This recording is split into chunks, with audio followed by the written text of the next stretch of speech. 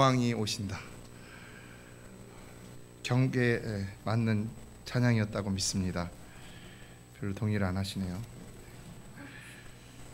평안하셨습니까? 이것도 동의 안 하십니까? 사순절이 시작한 지가 엊그제 같은데 벌써 종료주일이 됐습니다. 그동안 내가 거룩하니 너희도 거룩하라는 주제를 가지고 거룩을 위해 힘쓰자고 했는데, 여러분 얼마나 거룩에 힘쓰셨고 얼마나 거룩을 이루셨다고 생각하십니까? 사실 그냥 가만히 있기만 해도 죄가 묻어나는 환경 속에 사는 우리에게 이 거룩함이라는 것은 정말 이루기가 힘든 과제이죠.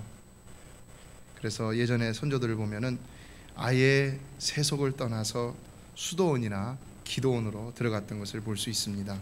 그러나 여러분, 꼭 거룩함이라는 것은 수도원이나 기도원에서 이룰 수 있는 것이 아니라 오늘 우리가 사는 이 세상 가운데서도 반드시 이루어야 하는 우리의 가장 소중한 숙제가 되는 줄 믿습니다. 반드시 이 땅에서도, 우리 가정에서도, 지금 있는 우리 현실 속에서도 이루어야 한다는 것입니다. 거룩함이라는 것은 확실히 우리의 노력이 필요합니다. 그러나 그것은 무엇보다도 거룩한 환경을 조성하고자 하는 노력이 가장 먼저 필요함을 알 수 있죠. 자, 그렇다면 여러분의 삶의 환경은 과연 거룩한 삶을 드리기에 적합한 환경이라고 생각하십니까?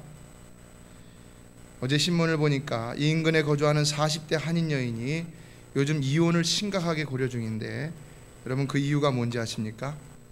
남편이 컴퓨터에 빠져 있기 때문이라고 합니다.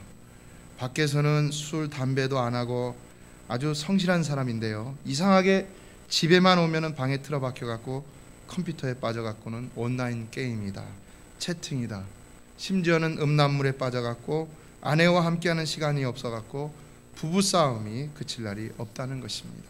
어떻게 생각하십니까? 이혼해야 되겠습니까? 이 인근의 어떤 남편은 또 온라인 도박 게임에 빠져 갖고 회사에서도 경고 조치를 받고 부인에게는 이혼을 요구당했다고 합니다. 성도 여러분, 부부가 함께하는 시간도 거룩한 시간인 줄 믿습니다. 부부가 함께하는 시간도 거룩한 시간입니다. 왜 그렇습니까? 부부는 하나님이 맺어주신 거룩한 인연이기 때문입니다.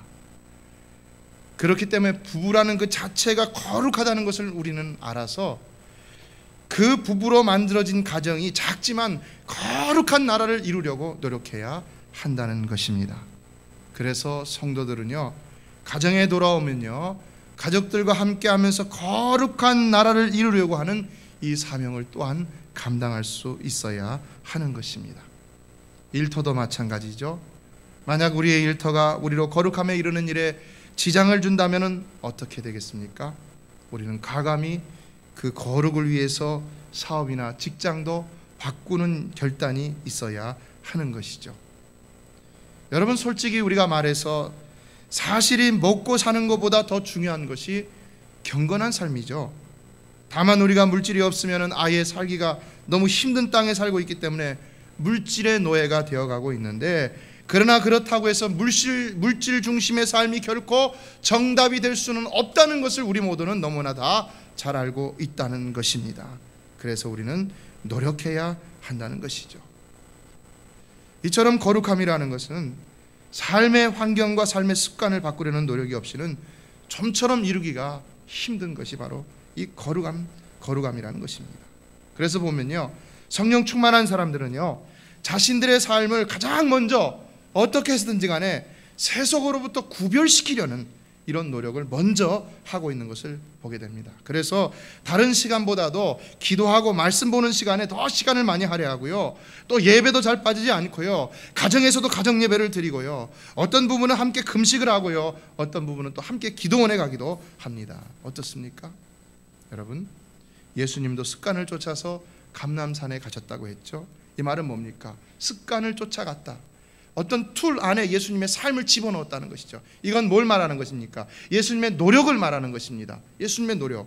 디모데전서 4장 7절의 말씀과 같이 망령되고 허탄한 신화를 버리고 오직 경건에 이르기를 연습하라. 예수님은 망령되고 허탄한 세상 사람들이 원하는 그 메시아의 신화를 가지고 그의 인생을 이끌어왔던 것이 아니라 오직 경건에 이르기를 연습하면서 영원한 신실한 하나님 나라를 이루기 위해서 그의 삶을 전체를 헌신했던 것을 볼 수가 있는 것입니다. 그럼에도 혹 우리가 그런 예수를 믿는다고 하면서도 망령되고 허탄한 신화를 꿈꾸며 신앙생활하고 있지는 않습니까? 믿음이 좋다고 하는 사람들도 믿습니다 하면서 그 내용이 망령되고 허탄한 경우가 많이 있죠. 망령되고 허탄해갖고 믿습니다 하느니 믿음으로 인하여서 하나님 나라를 이루려고 하기보다는 세속에서 원하는 그 나라를 이루려고 할 때가 많이 있다는 것입니다. 그러나 여러분, 우리는 오직 날마다 십자가 지고 더 낮아지고 또 낮아짐으로 늘 경건에 이루고자 하는 삶을 살아야 할 줄로 믿습니다. 그래야 진정 승리하고 성공할 수 있는 것입니다. 오늘은 종려주일입니다. 2000년 전 우리의 죄를 해결해 주시려고 십자가를 지시기 위해서 이 땅에 오신 예수님이 3년간의 그 화려했던 공생애를 마치시고 그 다사다난했던 공생애를 마치시면서 드디어 오늘 십자가를 지시기 위해서 예루살렘으로 입성하시고 있습니다. 이를 종려주일이라고 한 것은 바로 이날 예수님이 입성하실 때 사람들이 종려나무 가지를 흔들면서 호산나 찬송하리로다, 주의 이름으로 오시는 이 곧 이스라엘의 왕이여 라고 외치면서 그 예수님을 맞았기 때문입니다. 종려나무는 무엇을 상징하는가? 그것은 번영과 축복과 승리를 상징하고 있습니다. 종려나무는 한 번 열매를 맺으면 한 나무에서 수백 개의 꿀송이와 같은 대추 야자 열매가 열리는데 그 모습이 또한 키가 30m까지 자라고 그 꼭대기에는 큰 푸른 잎이 아주 우아하고도 멋지게 장관을 이루고 있기 때문에 아주 번영을 상징하고 축복을 상징하고 수명도요 한 200년가량이 된다고 합니다. 그래서 그 우아함과 축복의 의미로 이것이 사람의 이름에까지 잘 사용이 되었는데 가장 대표적인 예가 바로 암논에게 추행을 당했던 압살롬의 동생 다말이라는 이름입니다. 이 다말이라는 이름을 히브리에서 타마르 그랬는데 이 타마르가 바로 종려나무라는 뜻입니다. 그래서 또한 칸느 영화제에서도 보면 가장 빛나는 상을 뭐라고 합니까? 황금 종려상이라고 하죠. 그래서 주는 상을 보면 황금 종려나무까지 트로피를 수여하고 있는 것을 볼 수 있습니다. 자, 그렇다면 여기 예수님의 예루살렘 입성에서는 왜 사람들이 종려나무 가지를 가지고 나와서 흔들었는가? 그것은 분명한 몇 가지 의미가 있다는 것이 짐작될 수 있는 것이죠. 예수님의 공식적인 예루살렘 입성은 이제 그가 왕으로 등극하시는 대관식과 같은 행사였습니다. 그러므로 이런 예수님을 왕으로 모시는 행사에서 종려나무 가지를 흔들었다는 것은 바로 그가 왕으로 등극하는 그 나라가 이 종려나무와 같이 번성하고 축복되기를 바라는 마음이 있었음을 알 수 있는 것이고, 따라서 이것은 또한 승리의 의미도 포함되고 있음을 알 수 있는 것입니다. 그들은 이제 예수께서 그의 권능으로 유대와 로마의 군대를 물리치시고 만왕의 왕으로 등극하셔서 이제는 자신들을 구원하시고 영원하고도 풍성한 아무런 염려가 없는 하나님 나라와 같은 나라를 이 땅 지상의 그 팔레스타인에 진정 이루기를 원하는 마음으로 호산나를 외치고 있었다는 것입니다. 자, 그렇다면 여러분, 예수님 편에서의 승리는 무엇이었겠습니까? 예수님 편에서의 오늘 예루살렘 입성의 의미는 무엇이었겠습니까? 그것은 분명히 이들이 원하는 의미와는 다른 것이었을 것입니다. 그것은 영적인 의미에서의 승리였습니다. 그것은 우리 연약한 인생을 올가매는 죄악의 근원인 사단 마귀의 머리를 창세기의 말씀처럼 깨트려 버리시고 영원히 승리하심으로 우리를 이 땅의 나라가 아닌 더 크고 영원한 하나님 나라로 인도하고자 하셨던 것입니다. 일순간의 승리가 아닌 영원한 승리, 세상 나라에 한정된 나라가 아닌 더 크고 영원하고 원대한 나라, 그 나라를 위해서 예수님께서는 오늘 입성하시고 있으셨던 것입니다. 그런데 그 입성하시는 모습을 보면 참으로 이해할 수 없는 장면이 연출되고 있습니다. 여기 오늘 본문을 보면 종려나무 속에 종려주일 예수님께서 입성하신 모습 속에서 예수님의 그 초라하고 우스꽝스러운 모습을 발견할 수 있는데, 저는 이것이 바로 종려주일 속에 숨겨져 있는 십자가라고 그렇게 생각합니다. 종려주일 속에 숨겨진 십자가, 그것은 과연 무엇일까? 결국 예수님은 그것으로 이제 사단의 머리를 깨부수고 영원한 승리를 가져오셨던 것을 볼 수가 있는데, 그것은 바로 무엇이냐? 여기 나귀를 타고, 다시 말해 나귀 새끼를 타고 입성하시는 모습 그 자체가 바로 십자가였다는 사실입니다. 원래 전쟁에서 승리하고 개선하는 왕은 가장 높은 준마에 앉아 거대한 투구를 쓰고 창검의 기치가 삼엄한 가운데로 행진하는 것이 일상관례였습니다. 그렇게 함으로 자신의 위용과 위의 업적을 더 돋보이도록 했던 것입니다.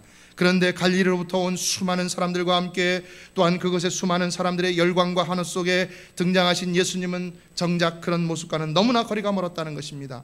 높고 화려한 준마는커녕 많은 병사들은커녕 나귀, 그것도 나귀 새끼를 타고 초라한 촌사람들과 함께 입성하는 모습, 사람들이 호산나를 외치며 맞이하는 개선 왕이었지만 그러나 그 모습치고는 너무나도 촌스럽고 우스꽝스럽기 짝이 없는 모습이었다는 것입니다. 게다가 당시 6월절에는 예루살렘 성전을 순례하기 위해서 전 세계로부터 몰려든 유대인들이 한 200만가량이 넘었다고 합니다. 그래서 당시에 죽었던 그 양들의 숫자도 한 20만이 넘었다는 것입니다. 이들 가운데는 고관대작들도 많았고 부자들도 많았습니다. 그래서 이들이 평민이라 할지라도 또 예루살렘에 들어올 때는 화려한 가마를 타거나 마차를 타고 입성하는 사람들도 있었습니다. 그런데 그런 모습들과 비교했을 적에 당시 호산나를 외치며 유대인들에게 왕이라고 추앙을 받으며 입성하고 있는 이 예수의 모습이 얼마나 우습고 초라하였느냐는 것입니다. 과연 그들이 외치는 호산나의 찬양을 그들이 더 이상 신뢰할 수 있었을까? 어떻습니까, 여러분? 여러분이 만일 그 자리에 있었다면 그들이 그 예수를 이제 이스라엘의 영원한 왕으로 다윗과 같은 놀라운 이스라엘을 회복하고 그들에게 놀라운 평안과 축복을 가져다 줄 그런 왕으로 추앙하는 그 자리에 그가 겨우 나귀 새끼를 타고 평범한 모습으로, 아니 더 낮은 모습으로 입성하는 그 모습 가운데 여러분은 어떤 마음을 가졌겠습니까? 사실 이들의 소리는 몇 날이 못 돼서 예수님을 십자가에 못 박으라는 반역의 소리로 변질되었던 것을 볼 수가 있죠. 그렇다면 예수님은 왜 과연 이런 초라한 나귀 새끼를 타고 입성하신 것일까요? 왜 그런 것일까요? 여기에는 분명 십자가의 의미가 담겨져 있다는 사실입니다. 십자가의 의미 무엇입니까? 예수님은 이것을 통해서 이제 장차 그가 어떻게 사탄 마귀와 싸워서 하나님 나라를 이룰 것인지를 분명히 보여주는 의미가 있었던 것입니다. 어떻게 사탄 마귀와 싸우셨는가? 십자가 어떤 의미일까요? 이것을 오늘 본문에서는 겸손이라고 말씀하고 있죠. 겸손. 그는 준마를 타실 수가 없어서 아니라 분명히 겸손하여서 나귀 새끼를 타셨다는 것입니다. 그런데 왜 또 그렇게 나귀 새끼를 타심으로 겸손을 나타내느냐? 그것은 바로 이제 그에게 그것이 싸움의 방편이 될 것이기 때문이라는 것입니다. 예수님은 마태복음 26장에서 그를 잡으러 온 자들 앞에서 베드로에게 말씀하신 대로 아버지께 구하여 곧바로 지금 12영 더 되는 천사를 보내시게 할 수도 있으셨을 것입니다. 여러분 12영이 얼마나 되는지 아십니까? 12영이라는 말은 12군단이라는 말입니다. 여기 영이라고 번역된 헬라어 단어 레기온을 보면은요, 이 레기온의 단위는 2000에서 6000이 되었습니다. 곱하기 12를 하면 얼마나 됩니까? 어마어마한 숫자입니다. 게다가 이것은 사람의 군대가 아니었습니다. 누구의 군대였습니까? 하늘의 천군 천사였습니다. 일단 100억 천만을 18만 명이 넘는 숫자를 한 천사가 쳐부수는 그런 역사도 있었는데, 여러분 엄청난 수의 천사들을 예수님은 능히 동원하실 수 있는 분이셨다는 것입니다. 열왕기하 6장에서 보면 엘리사를 잡으려고 수많은 아람 군대가 쳐들어왔을 적에, 그래서 도단성을 에워싸고 있을 때 여러분 어떤 일이 벌어졌습니까? 사람들은 몰랐습니다. 그런데 두려워 떠는 사환의 눈을 열어달라고 엘리사가 기도할 때 사환의 눈이 열렸습니다. 어떤 일이 그 눈앞에 벌어졌습니까? 그는 오히려 하나님의 불말과 불병거가 산에 가득해서 엘리사를 둘러 보호하고 있는 것을 보게 되었다는 사실입니다. 사랑하는 성도 여러분, 오늘날도 하나님은 천구 천사를 동원해서 우리 어려운 교회와 성도들을 안위하시고 보호해 주시는 줄로 믿습니다. 하나님은 천군 천사를 능히 동원하실 수 있다는 것입니다. 예수님은 천군 천사, 하늘의 그 수많은 천군 천사를 능히 동원하실 수가 있다는 것입니다. 그런데 그렇게 예수님이 하늘의 엄청난 불말과 불경거를 동원하셔서 유대인들을 물리치시고 로마 군대를 물리치시고 그렇게 해서 엄청난 나라를 이루실 수 있으심에도 불구하고 오히려 그런 방법은 택하지를 않으셨다는 것입니다. 어떤 방법으로 택하셔서 이기려 하셨다는 것입니까? 그는 오히려 화려한 준마나 마차를 타지 않으시고 혹 큰 어미 나귀를 타지 않으시고 나귀 새끼를 타셨던 것처럼 그가 택하신 방법은 겸손의 방법, 곧 십자가의 방법이었다는 것입니다. 십자가, 뭘 말합니까? 낮아짐이죠. 뭘 말합니까? 십자가 비무장입니다. 십자가 추함입니다. 십자가 완전히 망가진 모습입니다. 십자가, 그것은 결국 패배의 모습인 것입니다. 어떻게 전쟁을 하면서 패배의 모습으로 나갈 수 있는 것인가? 싸움은 이기려고 하는 것인데 어떻게 지려고 나가는 것인가? 어떻게 지려고 나가는 것인가? 그리고 끝내는 졌죠. 그래서 어떻게 되셨습니까? 십자가에서 죽으셨죠. 어떻게 그런 방법으로 누구든 이길 수 있다는 것인가? 그런 방법으로는 도저히 유대 군대나 로마 군대뿐만 아니라 어떤 한 집단도 이길 수가 없는 방법이었습니다. 그런데 왜 우리 주님이 그 방법을 택하신 것이겠느냐는 것입니다. 왜 그러셨습니까? 그런데 결론은 어떻게 되었습니까? 결론은 승리하셨다는 것이죠. 분명히 그는 패배하셨음에도 승리하셨다는 것이죠. 그는 분명히 지셨음에도 승리하셨다는 것이죠. 바로 그것 때문에 십자가를 택하셨다는 것이죠. 왜요? 그의 승리는 먼저 지지 않으면 이길 수 없는 것이었기 때문인 것입니다. 왜요? 바로 첫 번째, 그것은 우리의 죄 때문이라는 사실입니다. 죄. 그가 이루어야 할 것은 뭐였습니까? 그가 이루어야 할 것은요, 우리의 의가 아니라 하나님의 의였습니다. 승리를 판단하시는 분은 하나님이시고요, 그 하나님은 하나님의 자신의 의를 이루기 위해서 예수를 이 땅에 보내셨는데, 그 하나님의 의는 뭐냐? 우리가 해결할 수 없는 우리의 죄를 하나님이 친히 십자가에서 짊어지시고 돌아가심으로 그 죄의 문제를 해결해 주셔서, 죄값을 치르심으로 그 죄의 문제를 해결해 주셔서 우리를 의롭다고 칭해 주시는, 이것이 바로 하나님의 의였다는 사실입니다. 그런데 그것을 예수 그리스도께서 과연 십자가를 지심으로 이루어 주셨다는 사실입니다. 우리 주님이 십자가를 택하신 것은요, 그의 연약함 때문이 아니라는 것은 잘 알고 있습니다. 그런데요, 그것은 바로 저와 여러분의 연약함 때문이라는 것입니다. 아직도 범죄하는 저와 여러분의 연약함 때문이라는 것입니다. 아무리 진리의 말씀이 선포되어지고 아무리 감동의 역사가 일어나고 아무리 결단의 역사가 일어나도 여전히 범죄하는 우리들을 위해서, 인류를 위해서 그는 십자가를 택하실 수밖에 없으셨다는 것입니다. 아무리 교회를 세우시고 아무리 선지자들을 보내시고 아무리 주의 종들을 통해 귀한 말씀들을 선포한다 하더라도 이룰 수 없는 우리 인간의 의를 이루시기 위해서 십자가를 택하실 수밖에 없으셨다는 것입니다. 바로 저와 여러분의 연약함 때문에 그 높고 영화로우신 우리 주님, 죄 없으신 우리 주님, 거룩하신 우리 주님이 그 수치스럽고 모욕적이고 초라한 십자가를 승리의 방편으로 택하실 수밖에 없으셨다는 것입니다. 그러나 또한 이것은 우리에게 모본으로 보여주신 의미도 있다고 할 수가 있습니다. 그것이 무엇이냐? 이제 앞으로 그를 따르는 모든 자들이 세상 속에서 싸워서 이길 수 있는 유일한 방법은 무엇이냐? 그것은 십자가밖에는 없다는 사실을 가르쳐주기 위해서 그는 또한 십자가를 지셨다는 사실입니다. 왜요? 좀 전에 말씀드린 대로 우리 인간은 아직도 예수 그리스도의 십자가로 인하여 죄사함을 받았다는 우리 현재에 아직도 여전히 우리는 연약해서 범죄하고 있기 때문이라는 사실입니다. 성도 여러분, 예수 그리스도의 십자가가 우리의 과거와 현재와 미래의 모든 죄를 사하여 주셨다는 사실을 믿으십니까? 믿으시기 바랍니다. 그러나 그럼에도 불구하고 우리 안에 아직도 남아있는 죄성, 그래서 여러분이 어제도 범죄하고 어쩌면 오늘도 범죄하고 어쩌면 지금 이 순간에도 범죄하고 있을지도 모르겠습니다. 마음으로 범죄하고 누굴 미워하고 하나님께 예배드리기를 거부하고, 범죄의 종류를 따지자면 너무나도 많이 있죠. 우리가 깨닫지 못하는 죄도 많이 있죠. 그런 연약함을 어떻게 하겠느냐는 것입니다.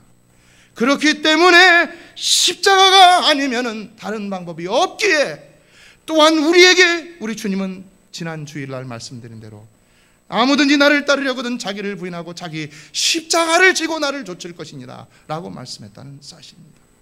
그리스도의 승리의 방편이 십자가인 것처럼 우리 기독교의 승리의 방편도 십자가가 되어야 하고, 그리고 또한 예수 그리스도를 따르는 성도의 삶의 전쟁의 방편도 또한 반드시 십자가만이 되어야 한다는 사실을 우리에게 분명히 가르쳐주고 있다는 사실입니다.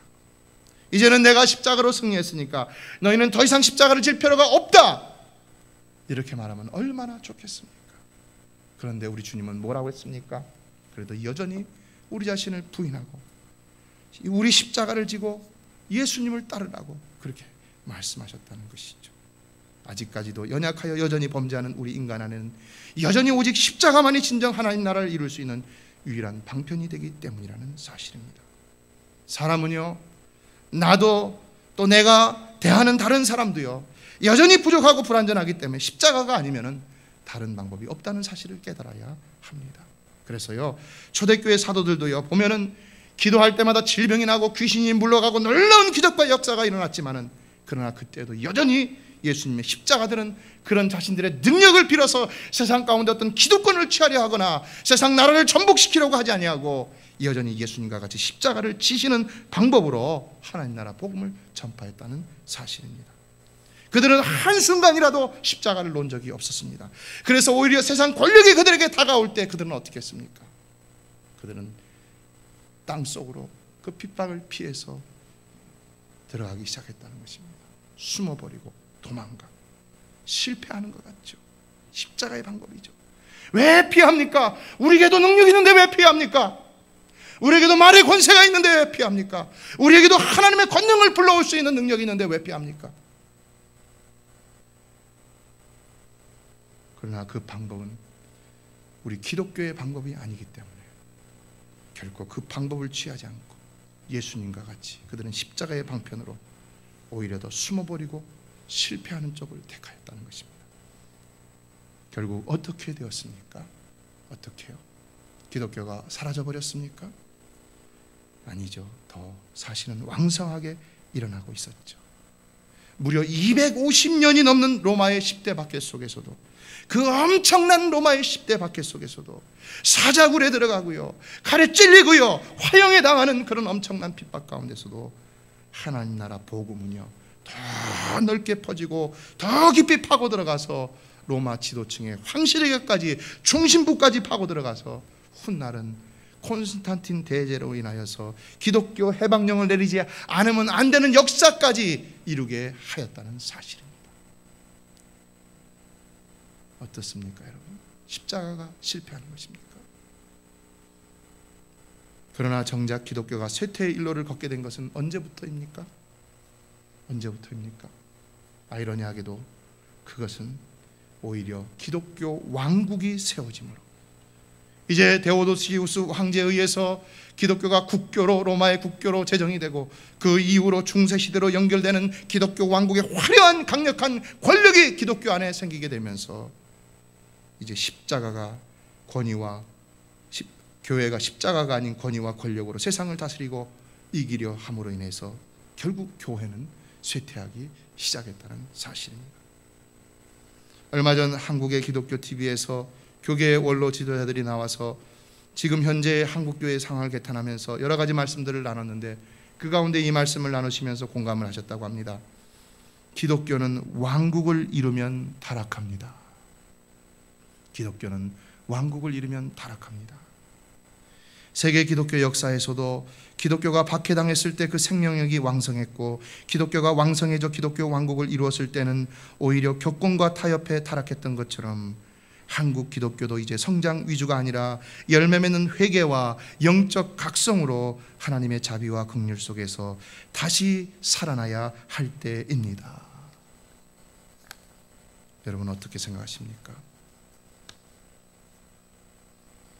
기억하십시오. 오늘 본문을 보면은 예수님께서 나귀를 타신 또 하나의 이유는 그가 공의로우시기 때문이었다는 사실입니다. 예수님께서 십자가를 지셔야 하는 궁극적인 목적은 무엇이었냐? 그것은 바로 하나님의 공의를 이루는 것이었습니다. 로마서 1장 17절에 잘 나타나고 있죠. 복음에는 하나님의 의가 나타나서 그랬습니다. 구원에는 하나님의 의가 사라진 것이 아닙니다. 여러분, 우리가 사랑으로 용서하고 하나님 나라를 이루라는 것은 의를 무시하라는 얘기가 아닙니다. 여러분, 게으르라고 하는 얘기 아닙니다. 자기가 할 일을 하지 말라고 하는 얘기가 아닙니다. 삐뚤어진 거 그대로 놔두라고 하는 얘기가 아닙니다. 그 모든 것들은 다 하나님의 의를 이루기 위해서, 교회가 바로 세워지기 위해서, 성도들의 삶이 바로 세워지기 위해서 해야 할 수단이라는 것입니다. 그 자체가 목적은 아니라는 것이죠. 목적은 뭡니까? 하나님의 의라는 것입니다. 그래서 믿음으로 믿음에 이르게 하나니 기록된 바 오직 의인은 믿음으로 말미암아 살기를 함과 같으니라. 예수님이 이루시려고 했던 하나님의 의, 아까 말씀드렸죠. 그것은 오직 그저 공의 자체만으로 인간을 정죄하고 심판함으로 정말 의로운 사람들만 남아있는 그런 의, 그것이 아니라 믿음으로. 믿음이 뭡니까? 믿음으로 의롭게 된다는 것이 뭡니까? 은혜로 의롭게 된다는 것이죠. 행위로 의롭게 되는 것이 아니라 믿음으로요. 나는 아무것도 하지 아니하고 그냥 믿습니다 했을 적에 하나님께서 의롭다 칭하신다는 것이죠. 의인은 없나니 하나도 없으며 깨닫는 자도 없고 하나님을 찾는 자도 없고 다 치우쳐 한 가지로 무익하게 되고 선을 행하는 자는 없나니 하나도 없도다라고 했습니다. 그것은 우리의 부족한 것을 오직 믿기만 하면 의롭다 칭하신다는 은혜로 하나님의 의를 이루려 하셨던 것입니다. 성도 여러분, 하나님 앞에서는 진정 의롭기 때문에 의롭다고 칭함을 받을 수 있는 자는 우리 가운데 아무도 없는 줄로 믿습니다. 아무도 없습니다. 죄송합니다. 여러분 가운데 의를 가지고 누구에게 당신 잘못했어 라고 말할 수 있는 사람은 아무도 없다는 것입니다. 아무도. 왜요? 그 사람도 결국은 의로운 사람이 아니기 때문이라는 것이죠. 그러나 믿기만 하면 의롭다 칭함을 받는다고 했습니다. 이것은 법정 선언인 것입니다. 오직 믿음으로 예수가 나의 죄짐을 지고 십자가에서 죽으시고 부활하셨음을 고백할 때 그가 그 믿음을 보시고 나를 의롭다 칭하셔서 의로워질 수 있다는 것입니다. 왜요? 실제로 예수님이 십자가에서 내 죄 문제를 해결해 주셨기 때문인 것이죠. 그래서 정교개혁가 마틴 루터는 갈라디아서 강해에서 이것을 즐거운 교환이다 라는 말로 표현을 했습니다. 즐거운 교환, 무슨 의미일까요? 여러분 기억하실 수 있기를 바랍니다. 즐거운 교환.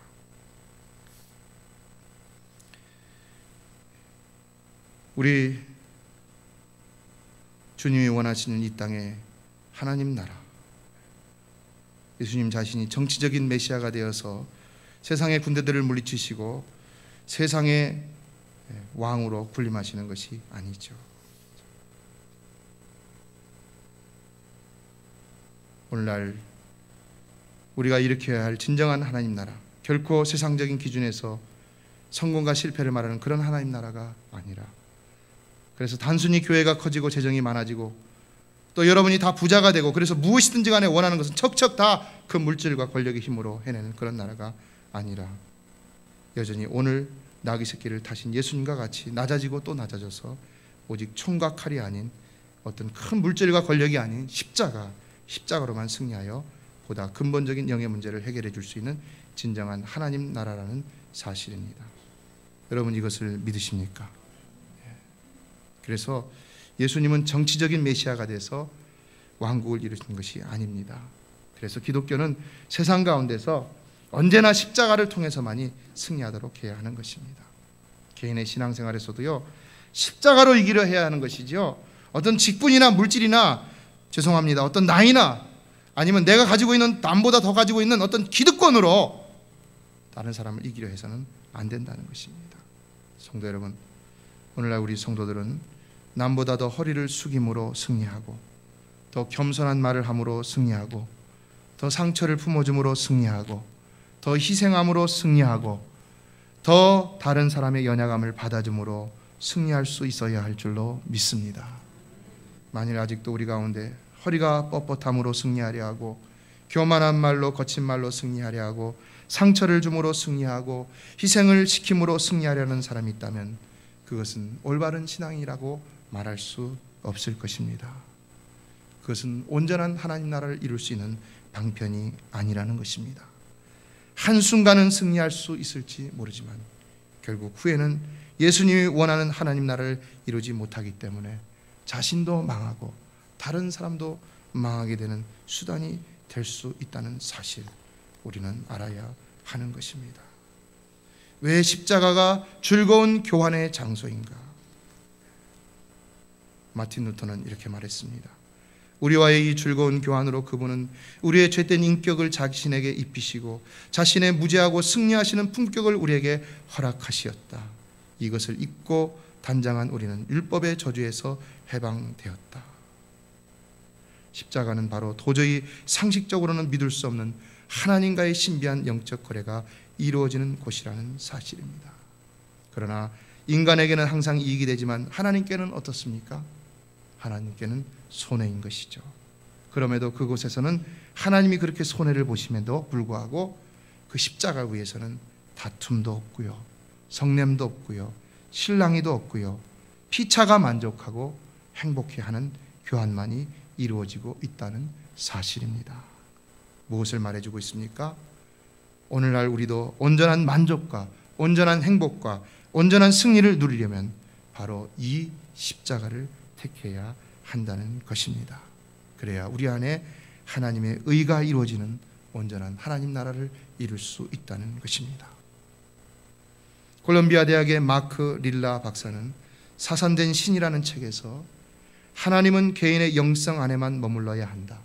하나님이 정치 영역 안으로 들어오는 순간 사회는 극단적인 메시아주의가 도래할 잠재적 위험에 놓이게 된다라는 말을 했습니다. 이것이 바로 오늘 2000년 전 예루살렘에서 입성하시던 예수님을 맞이했던 그 많은 무리들이 보여줬던 모습인 것이죠.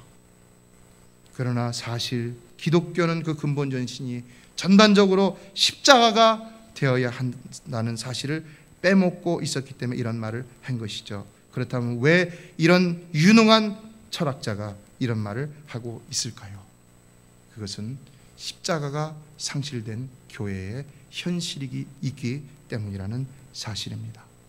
그래서 십자가 전쟁이 실패한 것이죠. 여러분, 십자가의 정신에 의한다면 그 전쟁을 시작했어야 합니까? 하지 말았어야 합니까? 절대로 하지 말았어야 할 전쟁을 그들은 시작했던 것입니다. 그러므로 성도 여러분, 우리는 예수님의 십자가로 인하여 내가 구원을 받았듯이 나도 내 십자가를 짐으로 다른 사람에게 유익을 주므로 하나님 보시기에 의로운 모습으로 이 땅의 아름다운 하나님 나라를 이루어야 할 줄로 믿습니다. 말씀을 맺습니다. 남침례교 신학대학의 학장이셨던 앨리스 플러 박사가 이 사람들을 이끌고 성지순례를 가셨는데 주일날쯤이 다 돼서 갈보리 언덕에 올라갈 때가 되니까 사람들이 그 목사님에게 설교를 좀 해달라고 부탁을 드렸다고 합니다. 플러 박사님, 내일 아침에는 갈보리로 가게 될 텐데 예수님께서 십자가에 못 박히신 바로 그 지점에서 박사님이 우리에게 설교를 좀 해주셨으면 좋겠습니다 했다는 것입니다. 근데 이 플러 박사님은 그 말이 너무나도 자기를 짓눌러서 그만 그날 밤 꼬박 뜬 눈으로 밤을 새웠다는 것입니다. 왜냐하면 예수님께서 돌아가신 곳에서 과연 도대체 자격도 없는 내가 무슨 말을 할 수 있을까? 전혀 생각이 나지 않았다는 것입니다. 그래서 고민하다가 이분이 성경을 암송했는데요, 마태복음의 십자가 고난의 기사를 그대로 암송을 하였다고 합니다. 다음날 아침 사람들은 갈보리로 걸어갔습니다. 그러나 어느 누구도 입을 꼭 다물고 있었고 모든 것이 죽음처럼 고요했습니다. 이 갈보리가 주는 의미가 있었기 때문인 것이죠. 그리고 이제 그가 이야기할 시간이 되자 그는 얼굴을 하늘 쪽으로 돌리고는 십자가의 고난을 묘사한 성경 말씀을 그대로 암송하기 시작했다는 것입니다. 어떤 일이 일어났을까요? 그 사실이 일어났던 현장에 서 있던 사람들의 눈에서는 십자가를 읽을 때에 십자가를 지신 예수님의 모습을 낭송할 때에 눈에서 눈물이 뺨을 타고 주르르 흐르기 시작했고 급기야는 여기저기서 흐느끼는 소리가 들리기 시작했다는 것입니다. 그리고 낭송을 마친 풀러 박사는 저곳이 예수님께서 여러분과 나를 위해 돌아가셨던 곳입니다 라고 말을 하고는 아이작 왓지의 찬송가를 함께 부르자고 요청을 했다는 것입니다. 찬송가 147장입니다. 우리 같이 한번 불러보겠습니다. 주 달려 죽은 십자가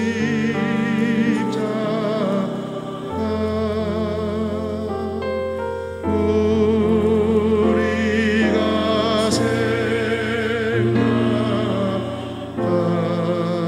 때에 세상에서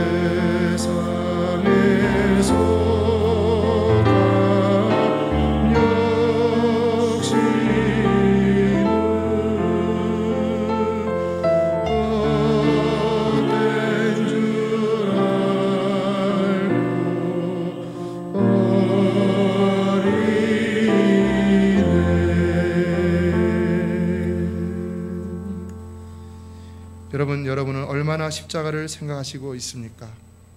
얼마나 예수께서 나를 위해 나의 죄를 해결하시기 위해서 그 엄청난 고난을 받으시면서 지셨던 십자가를 생각하며 살아가시고 있습니까? 강단에 걸려진 십자가를 바라볼 때 여러분은 어떤 생각을 하십니까? 사실 우리 기독교는 저 십자가가 전부인데 우리는 저 십자가를 얼마나 소중히 여기며 그 십자가의 정신으로 살아가고 있느냐는 것입니다. 이 사람들이 갈보리에서 돌아올 때 그들의 마음에는요, 그들에게 1000개의 목숨이 있다 하더라도 그것을 다 예수를 위해 아낌없이 드리겠다는 마음의 결단이 있었다고 합니다. 진정 그 십자가가 어떤 의미인지를 깨달았던 것이죠. 여러분은 얼마나 자주 십자가의 의미를 생각하시고 있습니까? 그러나 오늘은 종료주일입니다. 이제 오늘이 지나서 금요일에 예수님은 십자가를 지시고 저 골고다 언덕을 향해서 가야 하는 날입니다.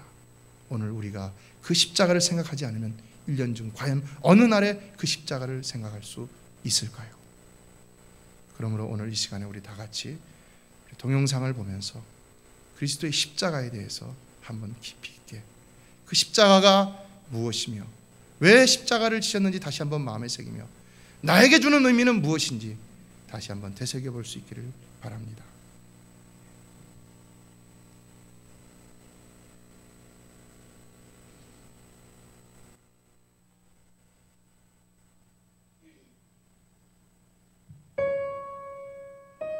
여기도 끌어주세요.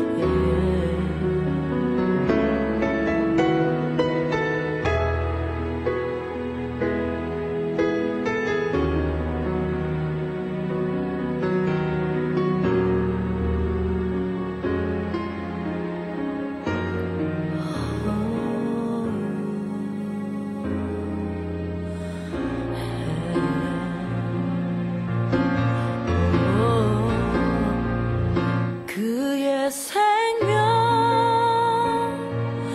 내 속에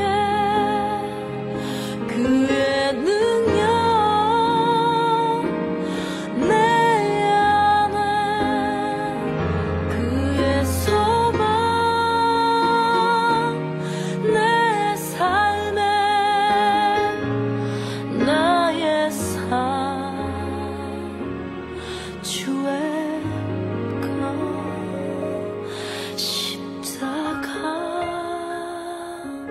십자가 그 위에 나 죽었네. 그 사랑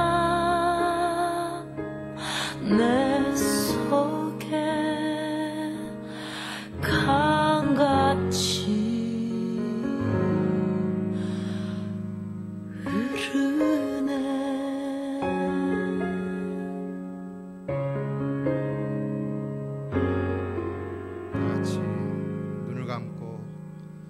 십자가가 주는 의미 생각하며 마음에 결단하는 시간을 갖기를 원합니다. 우리 기독교는요, 십자가가 전부입니다. 근데 우리가 오랜 동안 그것을 잊고 살았고 지금도 잊고 살아가고 있는 것 같습니다. 십자가. 우리 주님이 십자가를 지셨듯이 또한 나도 내 몫에 태인 십자가가 있다는 것입니다. 그 지라는 것입니다. 기독교의 승리의 방편은 화려한 전력이나 놀라운 뛰어난 재능이나 입담이나 세상의